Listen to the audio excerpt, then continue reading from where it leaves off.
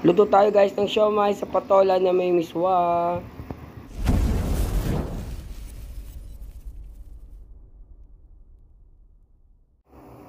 Ito gagamitin natin, siomai, sibuyas, miswa, at saka siyempre patola. Gamit din tayo ng tubig at paminta. So simulan na natin.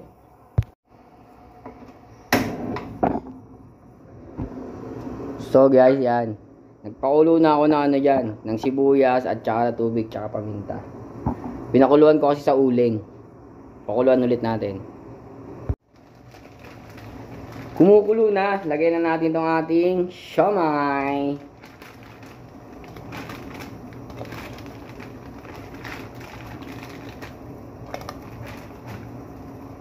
Hindi natin maluto yung siomai. Yun guys, luto na yung siomai. Lagay na natin tong patola.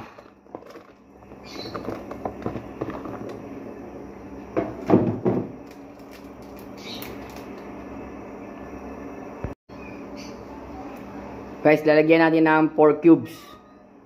Additional.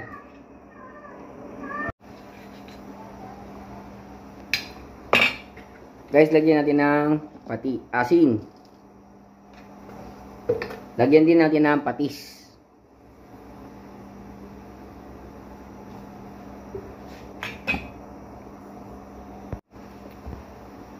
Luto na yung patola natin at may lasa na. Lagyan na natin itong miswa.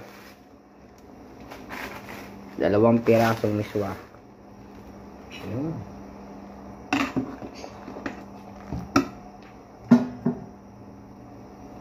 Lagyan natin ng onion leeks pampalasa.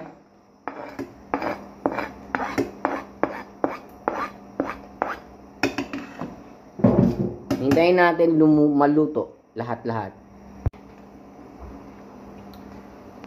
Yun na guys, luto na. Patayin na natin. Kain na na.